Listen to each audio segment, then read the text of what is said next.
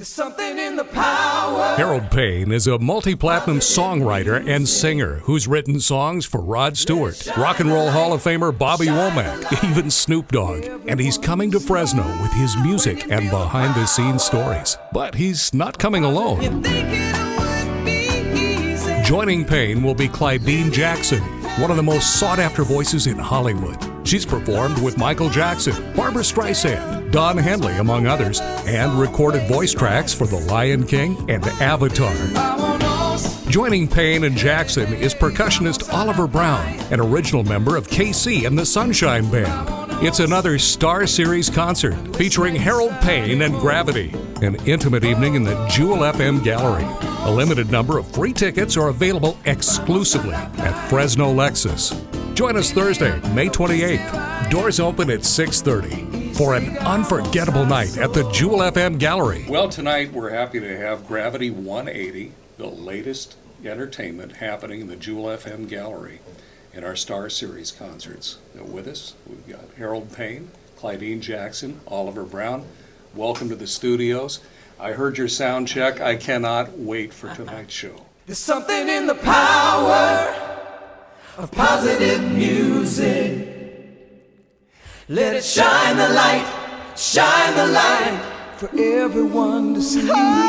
When you feel the power of positive music, you'll be lifted by that sweet melody.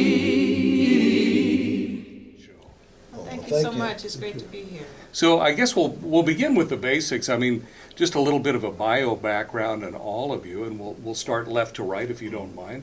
And Harold, you have written songs that people may not know your name, but they definitely know your work, the songs that you've written. Just give us a short list.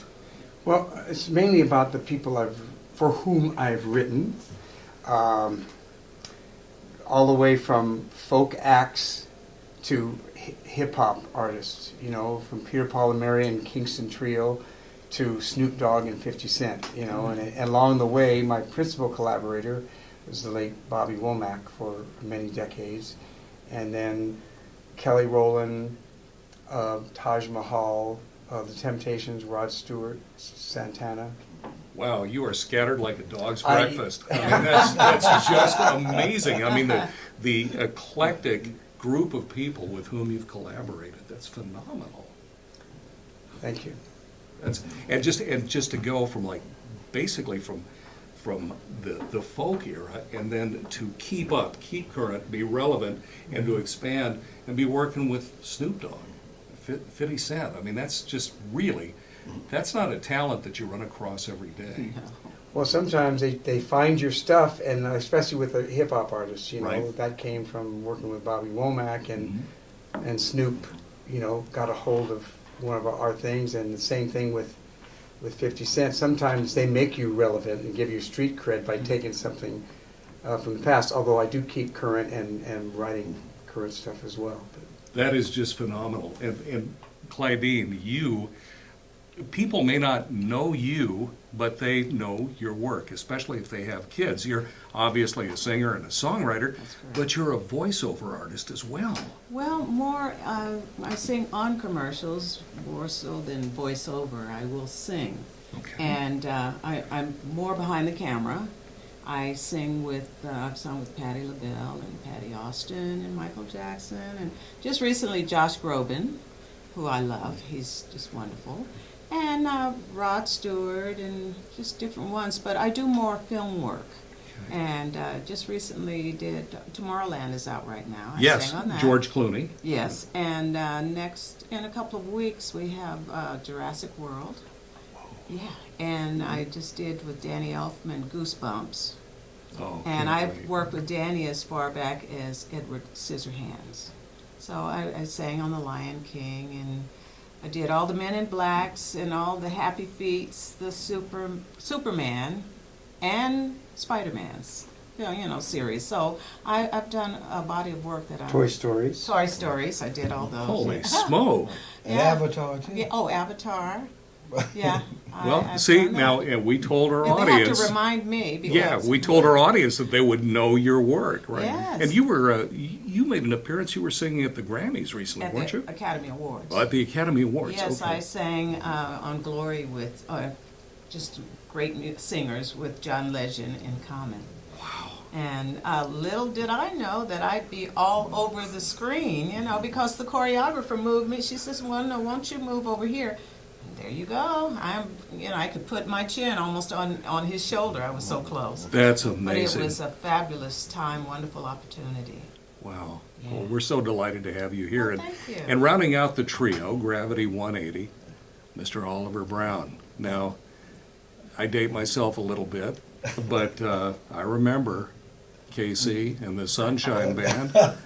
You were there. That's the way we like. We like it. Yeah. Yeah, that was like my, shall I say, early beginnings.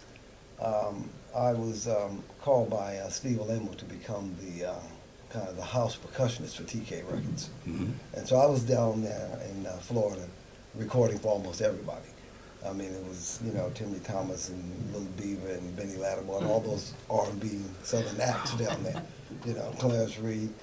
And there was this little group called the Ocean Liners, actually, that KC was co-opting Okay. to turn into what was going to be the Sunshine Band. And Steve told me, he said, look, I want you to go and work with these kids. We were so low on the totem pole Mhm. that we had to record that record that everybody knows about after hours at night in a little 8-track studio. And so he asked me to be on the project. And one thing led to the next, and I ended up cutting every hit that KC the Sunshine Band ever made. There were a bunch of and them. touring, right? So it was a lot of fun. Yeah, you were on the road for, it my seemed goodness. like Oh, yeah. years. Oh yeah, we started off in England, then we came here and ran around the United States for a moment, and then a bunch of TV shows. Oh, my favorite show, the Midnight Special. I felt like I'd arrived. Shine a light on you me. know, Oh. shining a light on me. You know. I remember staying up Right. and just getting together with my radio buddies, and we'd all get Right. at somebody's house, and we would watch that show religiously. Just Exactly. phenomenal. So after I left the band, I came to Hollywood, and my face was on the cover of Cashbox magazine, so it let me kind of slip right into the elite players, and I started recording with people like Nancy Wilson and Jermaine Jackson and the Temptations and a bunch of people up at Motown and Natalie Cole and so on. So while I was out on tour with Leo, though, Leo Sayer. Leo Sayer, right. I just come home from touring with Leo Sayer, Mhm. and I ran into Harold. I had these two fellas that were some pretty good publishers and very good managers and agents for me, and they were keeping me booked with all the big acts and so on, and they introduced me to Harold's incredible songwriting and talent. So Clydene and Harold had been already working together, and they're percussionists at a little club that had, I think, an audience or something on the club, but they couldn't have drums in it anyway. Noise abatement A noise, ordinance. some kind of a thing, Yeah. right? And so when their percussionist left, Harold said, "Why would we get Oliver to come down here?" And I said, but I knew Harold was What? bad. I said, Harold, I was trying to avoid working clubs at that point. Mhm. I thought I could just stay out there and rock and roll with the boys. Right. But I wasn't about to tell Harold no, because I said, okay, I know this guy's bad, so I better show up. And I walked into this little place called the Tijuana Inn. Okay. And this girl's voice came sailing across that room. I freaked out. I said, my goodness, let me in this group. And this thing started up. Here we are. Well, now, how you two had met before, right? Yes, we worked. I worked at Tony's Fish Market, and Okay. Harold worked Tony's on the pier In Redondo Beach. Mhm. And on our breaks, I was at the piano bar. He was playing guitar, and on our breaks, we'd go back and forth to listen to one another. And I heard some of his songs, and it's like, what? I think I'd like to demo them. So we'd go into the studio, and I'd learn them, and I'd sit at the piano or the keyboard Mhm. and play them and sing them. You can imagine having Clydene as a one-woman demo machine. She could play her expertly and then sing all the background parts. You know, just like, thank you very much. Well, that had to have scored you a lot of. I mean, when you go into pitch some songs, Yeah. I mean, that had to open so many doors and probably get so many songs recorded. I mean, between your songwriting. And intimidated a few to not want to do them. Maybe. I have to keep up with a demo singer? Really? Right. That's how Clydene is. So let's go back to the three of you getting together, and you're playing at the Tijuana Inn, Right. and you didn't want to go back doing clubs. Right. But this was an irresistible opportunity. First And of all, why? the amazing talent of Clydene and Harold. Okay. But Harold said, no, man, you got to come in and check out these people. They have these wonderful people called the Artist Family that own this place. And I've never had a club gig since or before like Right. this. They had this fantastic food. And it would actually be offended if you didn't eat it. That's true. You come in there and they feed you. What, you're not going to eat? Well, you're not going to eat. I came in there one time and said, well, I ate, and their faces dropped. And I said, oh, okay, so from now on, I'll just come in here and just lay into it. We'll eat again. Well, Yeah. I came hungry deliberately, you know. Wow. Now, not only did they let us eat this great food, Mm-hmm. they also would let us drink anything we wanted to drink in the place. And we could And play. then they paid us. And they paid us, and we get to play anything we wanted to play. So all we were doing was this wonderful original music that Clydene and Harold was writing, you know. And I was just having a percussionist, I don't even want to say it on there, but a dream. Yeah. Yes. I think that what also, You know. in addition to the place, Oliver saw the potential of this being a group that instead of being a sideman to, he Other could be a people, right. part of, and that he saw that this was a group that could, on its own, go somewhere beyond the fact that it was a comfortable place to play. Exactly. Go the distance, but Yeah. you have the comfort zone. But doing clubs, one of the things that has got to be the thing that drives people crazy, especially creative types of musicians. I mean, musicians by their very nature tend to be very creative people. But if you write, and we've got writers here, Great writers, right. it's got to be like, oh my gosh, really? I'm a thoroughbred, I'm a songwriter, but you've got me pulling a beer wagon, Yeah, you doing gotta covers. do covers, right. Well, actually, most of the time we were able, because it was a kind of a dynamic group, and people came to this place, and To we hear did our primarily music. original music there. So we would throw in a couple covers, but which was cool with us because we put our own thing to it, and we Right. still do that occasionally because we're singers and songwriters. But yes, if you're doing all covers and you're songwriters, then sometimes if you don't have another place to do that, it's Right. disconcerting. Well, and the thing is, too, is you had developed your own fan base. People were there to see Yeah, the they kept three of coming, you right. and hear that original material. Even today, we have people that have been Have with followed us us all through the this, years. all this time. Right. It's a fabulous thing. And also, the other thing about clubs that people hate is the club owner sitting there watching his watch and telling you when you got to start and when you got to stop.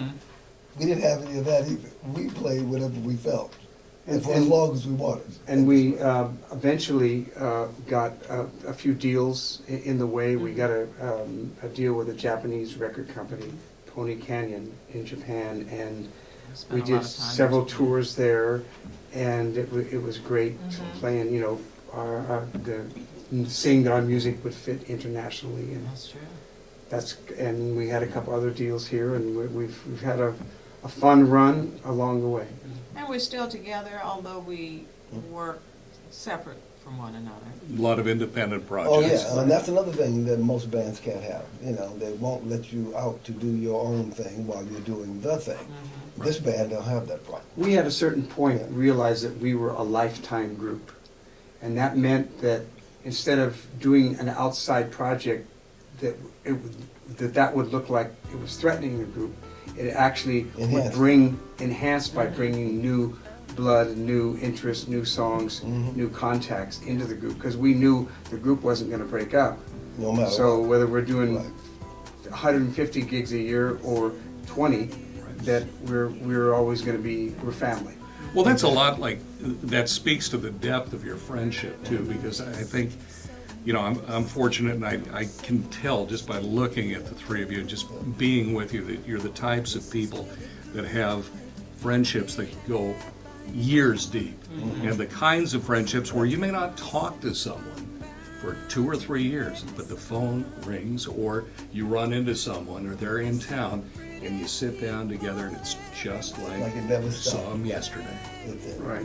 That's the kind of friendship that you have. So when you talk about a band that is going to be able to stay the course and go the distance, definitely Gravity 180 has that. So tonight is the night. I mean, it was wonderful to see you out in the Jewel FM gallery for sound check this afternoon. It's going to be an amazing show tonight.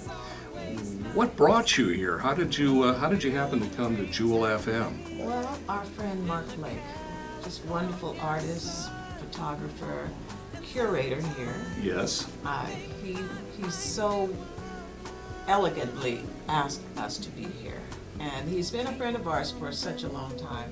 And we're very proud to know him and very happy to be here. Well, Mark has been a great addition to the Jewel FM Gallery, not only as a curator, as you mentioned, Clydene, but he also runs the Songwriters Workshop, Yes, he does. which is absolutely We showed free. up, we came here Yeah. Tuesday Early. night and did that. And actually, I met Mark in Russia. He was the photographer, and I was part of the songwriting exchange going on in Russia. And we've been friends, and he's helped us with our websites and things like that. And I actually came up here for the art hop a little while back. So you'd been here before. And then he said, "Bring Gravity 180." Well, and it really is amazing because our owner, John Oslin, is really very, very committed to the arts, and especially here in Fresno. A couple of things going on. The renovation, the revitalization of downtown Fresno.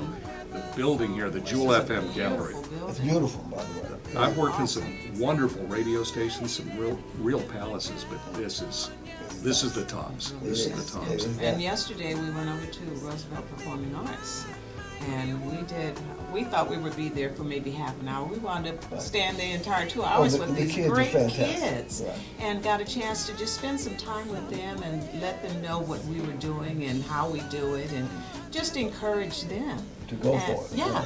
you know, And it they was were great. really, really wonderful. Well, the arts are so important. I know they were, I mean, for me, that's what kind of led me on the path that I'm in, and I'm sure for you as well, all three of you, going back.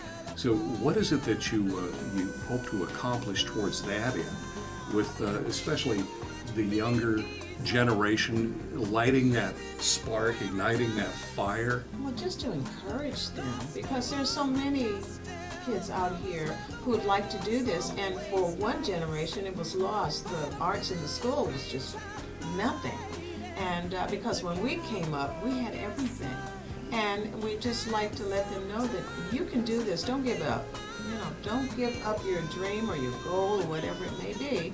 Just keep on working at it, because if you want to do this, it can happen, but you have to work at it. Well, an awful lot of what your music is about is really positive and Yes. uplifting and encouraging. Where do people go to find out more about it? It's like almost I get the sense that each of you has that as a personal mission, Absolutely. and that is another thing that binds you together as a unit. Where do people find out more about what Well, of your course, mission is? we have our website, which is gravity180.net, and our individual sites with our names. And It's all linked. but we all, I think our goal is to touch as many people's lives in a positive way with music, and with a good message, because with all the if it bleeds, it leads sort of stuff that happens in the news, to not putting that down, but just giving people another way to bring feel joy good. into their lives and Yes. I once told Harold that I felt, his fabulous writing and Clydene's is such that it's like a mandate to me from God that this must be put across in a world that suffers as much as this world does. It's like a little light, a candle being lit in the dark, And I said, Harold, if we don't put this out here, we may be in trouble when we leave here.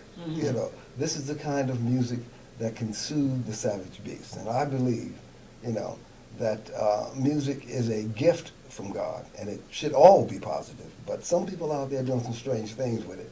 But this is the antidote to that, to me. And we also work with our dear friend Niels.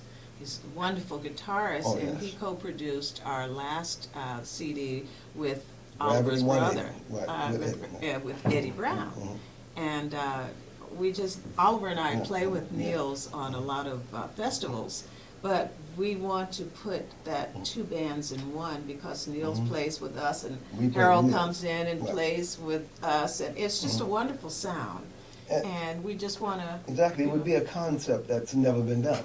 One day I was listening, Niels has several #1 smooth jazz records now, and Clydene and I played on all of them. And I was sitting there listening to the two different, some of his work and our work that was co-produced and worked on together. And I said, you know, you listen to this music, and you wouldn't believe that it's the same people making the whole thing.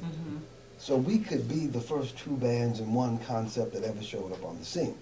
You come on there and you hear this wonderful instrumental music of Niels, and then the same personnel comes on after the break And we just and add switches into me. Gravity And And then we just play like- some of our music with Niels. with Niels. Yeah, and we've done it. We've done it several before. times. It's great. You know, And we because appeal Niels to each played other's on, audience. Right. exactly. Niels played on all of our stuff and co-produced it, and we And we worked played on all his. of Niels. And he had the most played song of the decade, That's right. Pacific Coast Highway. Wow. Awesome. For in the smooth In the smooth contemporary jazz, jazz. yeah, Yeah, yeah, yeah. contemporary jazz. Right. And, you know, and plus we did a documentary. We filmed a documentary, which is just really Oh. wonderful. Now, Really where tell can we the find story. that documentary? On our website, there's Okay. a trailer there, and it's going to be made of, the entire documentary Will be is going to made be made available Right. by So- Len Rosen, Right. who did The filmmaker that did it. Yeah. Right. I can't wait to see that. And getting back to what you said, I love the statement and the mission, and I'm really not surprised to hear what you say about using music as a counterpoint to the darkness in the world. Because let's face it, I mean, and like you said, if it bleeds, it leads. The media is all about getting people to watch, getting people to listen, and it's done, unfortunately, too many times, I think, just through shock value. And we tend to lose sight of the fact that we consume a steady diet of toxic news. Exactly. We forget. That's true. And like you say, I think, you know, we're at a time when we are certainly going to have to turn towards one another, or we're going to turn on one another. And I'm so glad that you are making the music that you're making for the reasons that you We are. want people to feel better after listening to our music than before they Yeah, hear that's it. our goal, is to make them feel better going out than they did coming in. Yeah. Exactly.